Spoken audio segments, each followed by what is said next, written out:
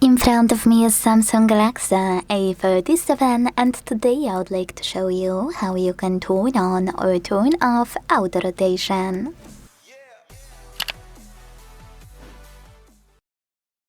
First of all, go into Tap menu.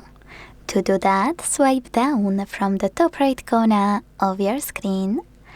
Hold this line and drag it down as well. Like that. Now, look for white auto rotate shortcut or a grey portrait one with a tiny padlock. As you can see, auto rotate is here, so when I click, it turns grey and it says portrait.